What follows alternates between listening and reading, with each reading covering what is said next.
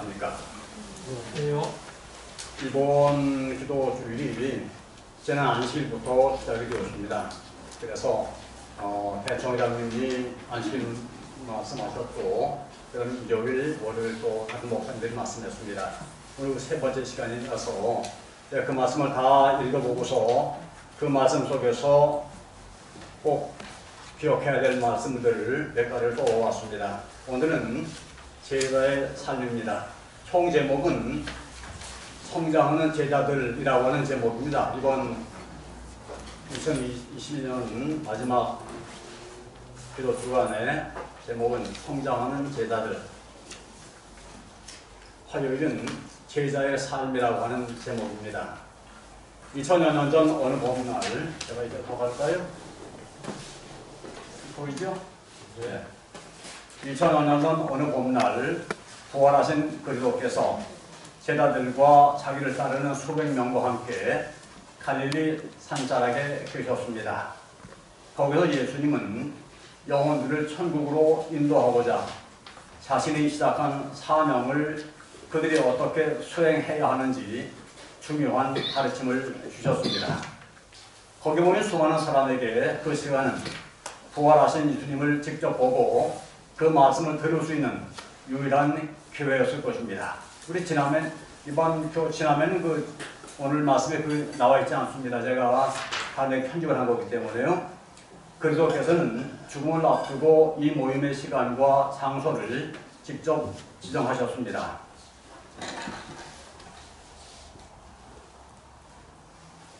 무덤 곁에 있던 천사는 갈릴리에서 그들을 만나겠다고 하신 그리스도의 약속을 제자들에게 상기시켰습니다. 이 약속은 6월절 주간에 예루살렘에 모인 신자들에게 반복되었고, 그들은 또 쓸쓸하게 주님의 죽음을 슬퍼하고 있는 많은 사람에게 이것을 전했습니다. 모든 사람이 큰 관심으로 이 모임을 고대하고 있었습니다. 그들이 갈릴리 언덕에 있을 때 예수께서 호련히 그들 가운데 나타나셨습니다. 예수님은 마태복음 28장 18절로 20절에 기록된 그 유명한 명령을 친히 선포하셨고, 그들을 엄숙한 마음으로 그 말씀을 들었습니다. 우리 함께 읽어보겠습니다. 하늘과 땅의 모든 것을 내게 주셨으니 그러므로 너희는 가서 모든 민족을 제자로 삼아 아버지와 아들과 성령의 이름으로 진리를 베풀고 내가 너희에게 구하는 모든 것을 가르쳐 지키게 하라. 그러시다 내가 세상 끝날까지 너희와 항상 함께 있으리라. 아멘. 이 말씀은 우리에게 주신 명령이고 우리에게 함께 하시겠다고 하는 약속이고 보증입니다. 이 말씀을 우리 마음에 간직하면서 이번 기도 주일을 함께 지내면 참 좋겠습니다. 아멘. 오늘 저녁은 동중아프리카 제장을 보조하는 조엘 오킨도라고 하는 분이 쓰신 글입니다. 남태평양 지회에는 에베소 4장 15절에 기초하여 제자는 모든 면에서 점점 예수를 닮아가는 사람이다 라는 표현을 전했답니다. 제자는 모든 면에서 점점 예수를 닮아가는 사람이다. 우리 모두는 예수를 닮아가는 사람들입니다. 그렇기 때문에 늘 저는 기도하기를 예수님 오늘 제가 작은 예수로 살게 해주십시오. 그렇게 기도를 드립니다. 혹시 제 기도 들으시고선 어떻게 사람이 작은 예수가 될 수 있나 그렇지 모르지만 예수님을 닮아서 예수님처럼 살겠다고 하는 제 마음에 굳은 약속입니다. 제자는 모든 면에서 점점 예수를 닮아가는 사람이다 라는 표현을 정했답니다. 예수님의 제자는 모든 과정에서 향상한다고 우리는 이해하고 있습니다. 왜냐하면 그분과 같이 된다는 것은 현세에서 끝나지 않고 내세에서까지 계속될 목표이기 때문입니다. 인내, 11조, 언어, 건강 식생활, 태도 등의 문제로 씨름하는 이들도 있습니다. 그러나 우리는 서로에 대해 판단해서는 안 됩니다. 오히려 서로 사랑하고 격려하고 세워주면서 제자를 삼는 제자가 되어야 합니다. 아멘. 우리는 가정, 직장, 학교, 시장은 물론 그 너머에서도 그리스도의 제자로 살도록 부름을 받았습니다. 그분은 세상의 빛이십니다. 그분이 정말 내 안에 거하고 계시다면 주변 사람들에게 그 사실이 분명하게 드러날 것입니다. 나를 통해서 드러난다고 그런 얘기입니다. 이것은 자신과 하나님 사이에 비밀스러운 것이 아닙니다. 그것은 다른 사람에게 복이 되어야 합니다. 그리스도의 추종자들은 그들의 주님처럼 각 시대에 세상의 빛이 되어야 합니다. 그리스도의 추종자들은 우리처럼 예수님을 따라다니는 사람들은 예수님처럼 각 시대에 세상이 빛이 되어야 합니다. 아멘. 얼마 전 나는 이제 기록한 목사님 말씀입니다. 나는 케냐에 있는 장로님의 장례식에 참석했습니다. 그의 아내와 10대 자녀들이 그의 삶에 대해 전한 간증은 조문객들에게 큰 감동을 선사했습니다. 결혼식 때 그는 나를 사랑하겠다고 맹세했고 정말 죽을 때까지 나를 사랑했어요 라고 그의 아내는 말했습니다. 그것이 사실임을 자녀들이 확인해 주었습니다. 기독교인이자 교회 장로로서 그는 배우자와 자녀들에게 하나님의 사랑에 참된 본보기가 되었습니다. 이것이 바로 제자의 삶입니다. 아멘. 제자로 산다고 하는 것은 가정에서 남편과 아내에게, 부모님과 자녀들에게 그리스도의 제자임을 증명해 줘야만 예수님의 제자로 산다고 말할 수 있을 겁니다. 제자의 정의입니다. 제자를 뜻하는 영어 단어는 disciple이라고 하는 말씀인데 그는 어떤 스승을 개인적으로 추종하는 사람을 말합니다. 히브리어에서 제자는 스승의 가르침과 삶을 적극적으로 모방하는 사람, 즉 배우는 것을 적용하는 사람입니다. 그리스도를 따르는 자들이 해야만 하는 중요한 질문은 이럴 때 예수님이라면 어떻게 하셨을까입니다. 우리가 때로 어려움을 당하거나 어떤 문제에 봉착했을 때에 어떻게 하면 좋을까 하고 걱정할 때가 있습니다. 그럴 때에 예수님이라면 어떻게 하셨을까라고 스스로 질문해보면 참 좋겠습니다. 그리고 그대로 행하는 것이 내가 해야 할 일입니다. 예수님처럼 행하는 것이 내가 해야 할 일이라고 한 사실입니다. 자신이 주장한 대로 살기란 늘 어려운 도전입니다. 주위 사람들은 그 주장의 진실성을 확인하고 싶어 합니다. 성경에는 예수 그리스도의 진짜 제자로 살았던 사람들의 모본이 가득합니다. 그들은 그분의 가르침과 삶을 그대로 본받고 살았습니다. 바울은 신자들에게 내가 그리스도를 본받는 자가 된 것 같이 너희는 나를 본받는 자가 되라고 권면했습니다. 우리가 자녀들에게 너는 내가 예수님을 섬기는 것처럼 나를 본받는 자가 되라고 그렇게 정직하게 말할 수 있으면 참 좋겠습니다. 교회 지도자들이 온 성도들에게 내가 그리스도를 본받는 자가 된 것 같이 여러분도 나를 본받는 자가 되라고 말씀할 수 있다고 할 것이면 그보다 더 큰 영광은 없겠습니다. 여호수아는 이스라엘의 모든 지도자 앞에서 만일 여호와를 섬기는 것이 너희에게 좋지 않게 보이거든 너희 조상들이 강 저쪽에서 섬기던 신들이든지 또는 너희가 거주한 땅에 있는 아모리 족속의 신들이든지 너희가 섬길 자를 오늘 택하라.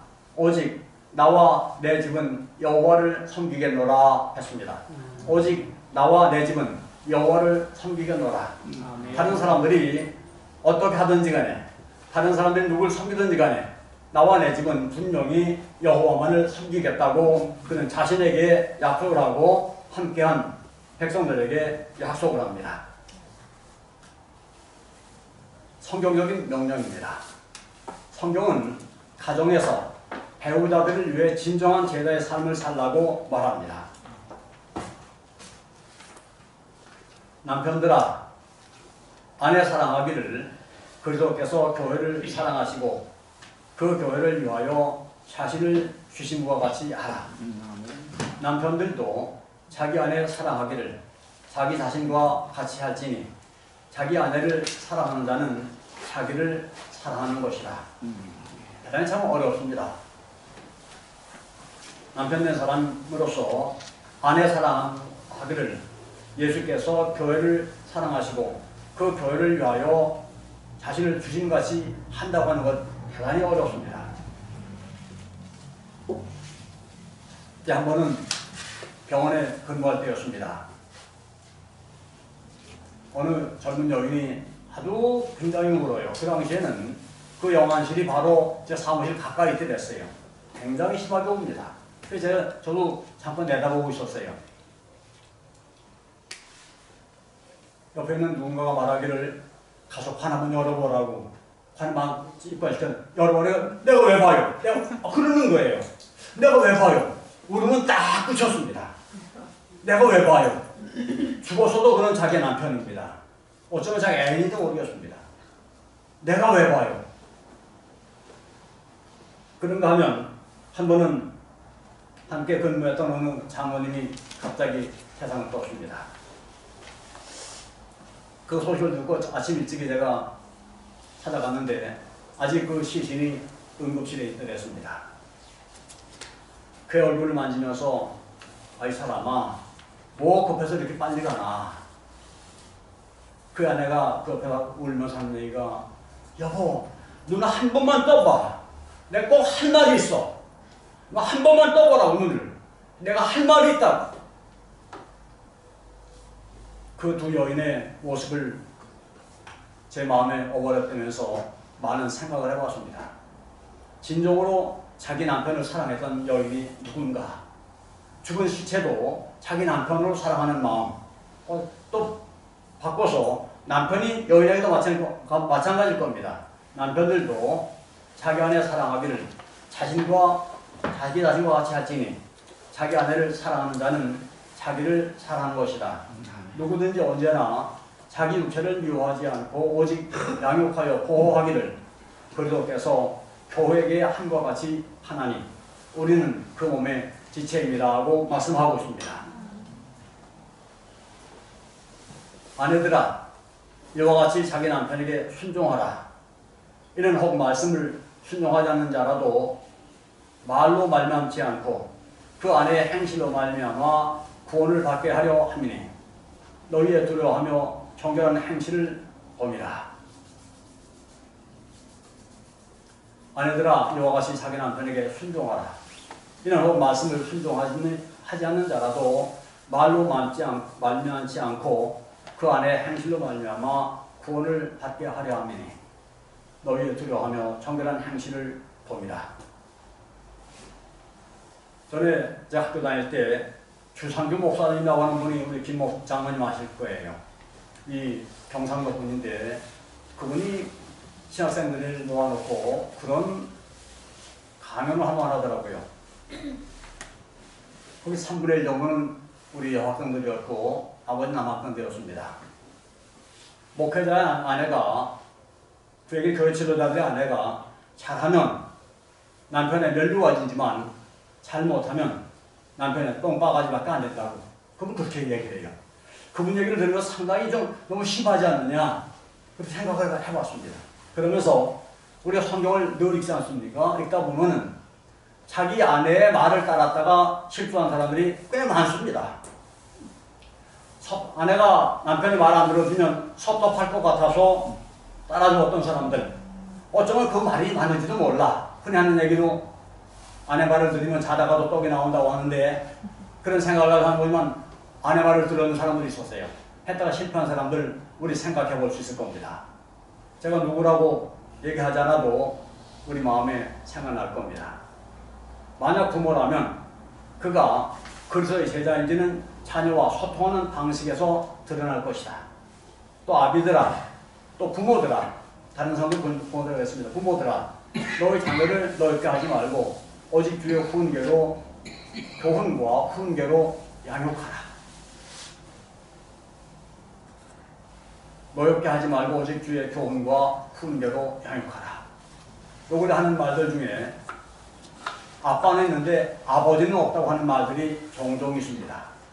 그 이유는 아이를 하나나 둘만 낳아서 키우다 보니까 아이들에게 부모가 쩔쩔매고 끌려다니는 거예요. 아이들이 말을 안 들어도 그냥 지나갑니다. 예배 안 드려도 그냥 두는 겁니다. 아침 예배 드리자, 나 졸려요, 더 자야 돼요. 그럼 그냥 앞으로 이렇게 하고 많은 경우들이 많은 것 같아요. 그러다 보니까 아이들이 예배 드리는 일을 등한히하는 경우들을 때로 볼 수가 있습니다. 우리가 어릴 때부터 아이들을 젖 먹일 때부터 활동으로 말씀합니다. 아기가 엄마의 젖을 물고 있을 때부터 예수님을 가르치라고요. 그 예배인 겁니다. 부모가 바쁘다고 아침 예배 안 드리면 그 아이를 커서 예수님 믿는다고 하는 보장이 없습니다. 부모님과 함께 아침 예배를 드려서도 커서 예수님 안 믿는 아이가 생길 수가 있는데, 더욱이 부모들이 바쁘니까 너 밤에 공부했어, 학원가 바빴어, 더 자, 예배 안 드려도 돼. 그 아이 커서 뭐가 될까요? 우리 모두들 대부분이 다 여기 하진이하고 몇 사람 빼고 다 부모들입니다. 여기 아이들은 나머지는.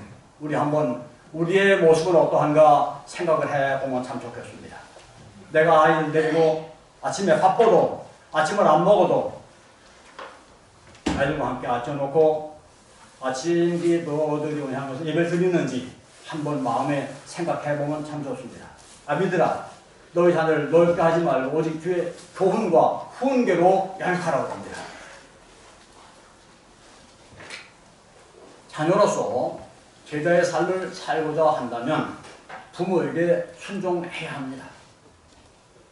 근데 많은 부모들이, 많다고 하지 모르지만 때로 어떤 부모들은 아이가 잘못해도 아직 어리니까 철들면 괜찮을 거야, 그런 경우들이 있습니다. 아닙니다. 우리말에 어들 적 3살 버릇이 80까지 간다고 하던가요? 그런 얘기도 있습니다. 아이들 어릴 때부터 나도 분명히 하나님 말씀으로 사는 걸 가르치고 부모에게 순종하도록 가르쳐야 됩니다. 많은 부모들이 아이들을 따라가고 반응하는 경우도 있습니다. 거기에 대한 책임은 분명히 지게 될 겁니다. 그렇기 때문에 우리들, 부모된 우리들 좀 더 조심해서 아이를 키워야 되겠다고 생각이 됩니다. 자녀들아, 주 안에서 너희 부모에게 순종하라. 이것이 옳으니라. 내 아버지와 어머니를 공경하라. 이것은 약속 있는 첫 계명이니 이로써 내가 잘되고 땅에서 장수하리라고 말씀합니다. 자녀는 부모에게 오로지 순종하는 것밖에 없습니다. 그것을 자녀들에게 요구하고 자녀들에게 그렇게 가르치는 것이 부모들의 책임입니다. 아이들 어릴 때에 안 가르쳐주지 않으면, 이러면 늙어서 부모가 힘없으면 아이들에게 홀대를 받을 수밖에 없습니다. 그렇기 때문에 어릴 때 분명히 가르치십시오. 그래야 됩니다. 바울은 청년들에게 자신의 품성으로 제자됨의 증거를 보이라고 했습니다. 누구든지 내가 어리다고 업신여기지 못하게 하고 오직 말과 행실과 사랑과 믿음과 정절에 있어서 믿는 자들에게 본이 되라고 말씀했습니다. 누구든지 내가 어리다고 업신여기지 못하게 하고 오직 말과 행실과 사랑과 믿음과 정절에 있어서 믿는 자들에게 본이 되라고 말씀했습니다. 사도 베드로는 목회자들과 교회 지도자들에게 참된 제자로 살라고 권면합니다. 너희 중 장로들에게 권하노니, 여기 장로는 목사를 포함하는 장로입니다. 성경에서 장로라는 건 장로와 목사를 다 포함하는 겁니다. 너희 중 장로들에게 권하노니, 나는 함께 장로된 자요 너희 중에 있는 하나님의 양무리를 치되 억지로 하지 말고 하나님의 뜻을 따라 자원함을 하며 더러운 이득을 위하여 하지 말고 기꺼이 하며 맡은 자들에게 주장하는 자들을 하지 말고 양무리의 본이 되라. 그리하면 목자당이 나타나실 때에 시들지 아니하는 영광의 관을 얻으리라. 1974년 1월달이었습니다. 우리 지금은 아마 이 영남학교도 목회자가 한 100여 명 하게 되죠. 옛날에는 전국 다 100명이 채 안 되는 그밖에 안 됐습니다. 그 당시에는. 회기동교회에 날개방을 열지 않냐고 이제 본당만 거기서 이제 전국 목회자 협의를 수행해 있었습니다. 한 목사님이 그런 말씀을 했어요. 거의 한 5, 6일 동안 저기랑 강사를 한 것 같아요. 목회자는 또 교회 장로는 지도자는 항상 귀를 열어놓으라고. 밤이고 낮이고 열어놓으라고. 근데 어느 목회자 얘기 들어보면 밤 10시도 넘으면 저는 안 받는다고 그래요. 그거 아주 당연한 것처럼 강간에 많은 목회자가 왔습니다. 그러면 안 돼요. 그분 그 얘기를 합니다. 새벽 1시, 2시쯤 넘은 것 같은데 전화벨이 울리더라요. 그래서 전화를 받았더니만 대답을 소리가 안 해요. 그래서 여보세요. 제가 김목사입니다. 말씀하세요. 근데 여인의 우는 소리 들리는데 대답을 안 하는 거예요. 한 3분 동안 계속 여보세요. 말씀하세요. 말씀하세요. 다 들어드릴게요. 그래서 사정사에 그분이 울면서 한 얘기가 목사님 제가 죽으려고 지금 다리 난간 교각에 올라와 있습니다. 그러더라는 거예요. 그래서 그분 잘 알지는 못하는 성도인데 그래 이 목사님 제발 좀 기다려달라고. 나 한 번만 만나달라고. 지금 가겠다. 보니까 밖에 찬비가 내리고 있었습니다. 늦은 가을이었는데 찬비가 오더라는 거예요. 그래도 나가서 금방 옷도 다 입지 못하고 차를 몰고 가보니까 교각에 올라가 있더래요. 한 여인이. 거기서 목사님이 제발 내려오자고 나하고 얘기 좀 해보자고. 무슨 문제인지 말해보자. 그 여인을 살렸다고 그런 말씀 하더라고. 그러면서 교회 지도자는 항상 귀를 열어놓으라. 밤에도 전화기 항상 옆에 있어서 언제 어느 어려움 당하는 사람이 전화할지 모르기 때문에 항상 열어놓으라. 이 말씀을 베드로서 사도 베드로는 너희 중 장로들에게 원하노니 나는 함께 장로된 자여 너희 중에 있는 하나님의 양무리를 치되 억지로 하지 말고 하나님의 뜻을 따라 자원함으로 하며 더러운 이득을 위하여 하지 말고 기꺼이 하며 맡은 자들에게 주장하는 자세를 하지 말고 양무리에 본이되라. 그리하면 목자장이 나타났을 때에 들지 아니하는 영광의 관을 얻으리라. 당연히 우리 교회 온 목사님들은 다 부지런했습니다. 잠시도 앉아있는 분들이 아니었습니다. 부지런히 이리 뛰고 저리 뛰고 성경 가르치고 면담하고 방문하고 정말 고마운 분들이 우리 교회를 오셔서 고맙습니다. 필수불가결. 참된 제대로 사는 것은 필수적인 일입니다. 마귀와 악한 천사들은 이 마지막 시대에 성도들이 미지근한 상태로 마음 편히 살게 하려고 끝없이 애쓰고 있습니다. 좀 말을 잘 이렇게 생각해야 알 수 있지요. 마귀와 악한 천사들은 이 마지막 시대에 성도들이 미지근한 상태로 마음 편히 살게 하려고 끝없이 애쓰고 있습니다. 사도 바울은 디모데에서 말세에 고통하는 때가 이르러 사람들이 자기를 사랑하며 돈을 사랑하며 자랑하며 교만하며 비방하며 부모를 거역하며 감사하지 아니하며 거룩하지 아니하며 경건의 모양은 있으나 경건의 능력은 부인하는 자니 이와 같은 자들에게서 내가 돌아서라고 말씀하고 있습니다. 바울처럼 그들을 알고 그분과 같이 되겠다는 열망을 끊임없이 품으십시오. 내가 그리스도와 그 부활의 권능과 그 고난의 참여를 알고자 하여 그의 죽으심을 본받아 어떻게 해서든지 죽은 자 가운데서 부활에 이르려 하노니 내가 이미 얻었다 함도 아니요 온전히 이루었다 함도 아니라 내가 이미 얻었다 함도 아니요 온전히 이루었다 함도 아니라 오직 내가 그리스도 예수께 잡힌 바 된 그것을 잡으려고 달려가노라. 형제들아 나는 아직 내가 잡은 줄로 여기지 아니하고 오직 한 일, 즉 뒤에 있는 것은 잊어버리고 앞에 있는 것을 잡으려고 표대를 향하여 그리스도 예수 안에서 하나님이 위에서 부르신 부름의 상을 위하여 달려가노라고 사도는 말씀하고 있습니다. 성경에 따르면 예수님 안에서는 성장이 필수입니다. 우리 아이들 낳아서 아이 자라지 못하면 큰일이지 않습니까? 이 성장은 성경 읽기, 기도, 예배와 찬양, 교우들과의 교제, 세상을 향한 봉사와 전도, 하나님의 임재에 대한 경험 등에서 일어납니다. 목사님 늘 강조하지만 우리 성경 읽는 분들이 거의 30명 참 놀랍습니다. 우리 교회가 장족의 발전을 했습니다.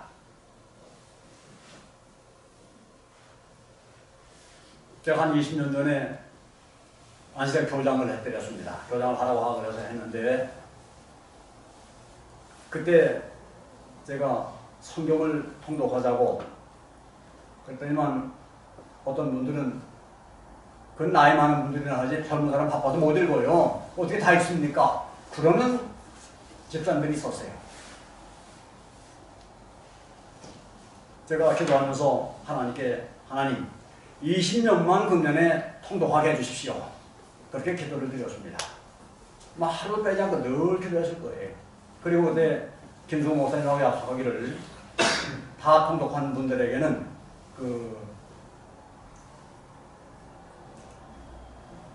뭐라고 성경 그 성경 뭐라고 그래? 뭐 아버님 관여했다고 그러는 성경 네? 복음 성경. 네, 복음 성경 그걸 하나 주겠다고 약속을 받았어요 목사님하고요. 그래서 전 몇 기도하는데 그날 안식일 아침에 와서 세보니 딱 20명인 거예요. 정말 놀랐습니다. 그분들 그전에는 통독했다고 한 분이 모르겠어요. 많은 분들이 그거 다 어떻게 통독을 하느냐고 그랬는데 20명이에요. 그 후에 한 집사님 제게 간증하기를 장로님 그게 아주 혼났습니다. 아주 애먹었습니다. 12월 달에 와서 잠도 못 자고 읽었습니다. 그래요. 이제 무시면서 집사님 성경은 1월 첫째 주일에 모세오경을 다 읽어야 됩니다. 그래야 생각을 하면서 그 다음 읽을 수가 있는 겁니다. 미루다 보면 다 못 읽습니다. 그렇게 천천히 읽을 것 같으면 1년에 한 번 아니라 2번도 3번도 읽을 수가 있습니다. 근데 지금 보니까 20년 만에 30명이 됐다고 하는 것 대단히 놀라운 일입니다. 성장을 하려고 할 것 같으면 성경에 따르면 예수님 안에서는 성장이 필수인데 그 성장은 성경 읽기 성경을 다 이해 다 못해도 와요. 성경은 아는 만큼 은혜를 받습니다. 그래서 가르치는 분이 좀 잘 못 가르쳐도 그대로 은혜를 받습니다. 또 잘 유명한 교수나 목사가 가르쳐서 그대로 또 은혜를 받습니다. 성경은 아는 만큼 은혜를 받습니다. 언제나 그렇습니다. 그래서 내가 잘 못 가르치는데 그런 걱정하지 마세요. 내가 아는 만큼 가르치면 성도는 은혜를 받거든요. 그러려면 성경을 읽어야 돼요. 읽지 않으면 못합니다. 성경 읽기, 그리고 기도, 예배와 찬양. 여기 예배는 아침 예배를 꼭 포함합니다. 교우들과의 교제, 세상을 향한 봉사와 전도, 하나님의 인대에 대한 경험 등에서 일어난다고 사도 바울은 말씀하고 있습니다. 묵상을 위한 질문입니다. 사람은 언제 예수 그리스도의 제자가 되는가? 오늘 말씀 읽으면서 봐봤습니다. 언제 예수 그리스도의 제자가 되는가? 우리 한번 스스로 생각해 볼 수 있을 겁니다. 그 다음에 자신이 지닌 빛을 멀리 있는 사람들에게 전하면서 가까운 사람들에게는 전하지 못할 수도 있을까? 때로 그럴 수도 있어요. 그러나 시도해 볼 만합니다. 근데 쉬운 건 아니더라고요. 해보면 그 마음처럼 잘 안 될 때가 있습니다. 그 다음에 제자도에서 성령의 역할은 무엇인가? 우리 성령 문제는 많이 말씀 안 드렸지만 성령께서는 함께 하시도록 기도하면 성령께서 도와주십니다. 오늘 기도의 제목을 4가지로 적어봤습니다. 첫째, 범사의 모든 일에 예수님과 같이 될 수 있도록 성령 충만한 제자가 되게 하옵소서 라고 주님께 기도합시다. 내가 예수님과 같이 될 수 있도록 성령 충만한 제자가 되게 해달라고 기도하십시다. 두 번째는 우리가 늘 금년 아마 꽤 오래됐습니다. 여러 달 했는데 안식일에 거룩한 안식일에 100명 넘는 성도가 교회전에서 찬양과 경배를 드리도록 도와달라고 우리 그렇게 기도하십시다. 세 번째는 우리 교회에 학생들이 많습니다. 이번에 제가 보니까 대학 가는 아이들도 많고 대학생들도 많아요. 또 우리 교회 안 나와서 우리 자녀들이 딴 데 있기 때문에 저도 손자들이 다 다른 데 있다 보니까 그런 경험이 있는데 그리고 우리 학생들이 많아요. 우리 학생들이 주님 안에서 예쁘게 성장하게 해달라고 꼭 기도해야겠습니다. 어릴 때에 천주교에서 그런 말 한다고 합니다. 우리 아이를 8살까지만 우리에게 맡겨라. 평생 천주교를 떠나지 않게 하겠다. 그런 얘기를 하고 있다고 합니다. 우리 교회도 마찬가지입니다. 어려서 복음을 받고 신앙하는 아이들은 혹시 방황하다가도 하나님께 돌아옵니다. 그런 경우들을 비일비재하게 봐왔거든요. 그렇다고 해서 또 마음 놓지 마십시오. 그러나 언제든지 아이들에게 하나님 뜻대로 살도록 우리 학생들, 여기 우리 하진이가 있는데 그렇게 기도하시면 좋겠습니다. 그리고 네 번째는 우리 모든 성도들, 특별히 연세 높으신 분들의 건강을 위해서 기도하시면 참 좋겠습니다. 우리 교회에 연세 많으신 분들이 왜 적지 않게 계십니다. 우리 모두들 함께 기도, 이 네 가지 문제를 가지고 개인적으로 기도하고 그다음에 목사님 하시는 기도를 하실 겁니다. 우리 기도하시겠습니다. 한 10분 동안 하시면 좋겠습니다.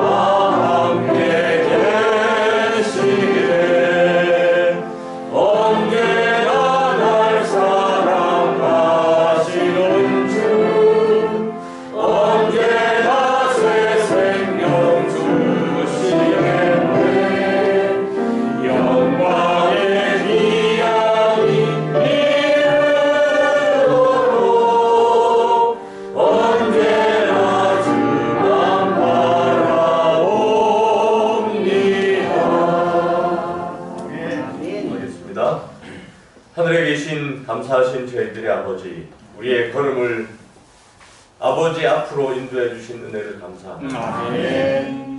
이 주간 특별히 저희들이 연말 기도 주일의 시간을 준비하여 함께 한 마음으로 간구하고자 합니다. 이 자리에 특별한 하늘의 은혜를 더하여 주시고 이 장소에 특별한 아버지의 영을 더하여 주셔서 이 기간을 통하여 우리 모두가 함께 아버지의 성령의 뜨거운 체험을 하게 하시고 또 특별한 하늘의 응답을 경험케 하여 주셔서 2022년 한 해가 우리 확실한 믿음 가운데 새로운 기초를 다지는 또 귀한 시간들 되게 하시고 그 기초 위에 2023년을 저희들이 잘 준비하고 맞이하도록 은혜를 다하여 주시옵소서. 여기까지 우리를 도우시고 인도하신 우리 하나님의 크신 사랑과 은혜에 감사드리며 예수님 이름으로 기도드리옵나이다. 아멘.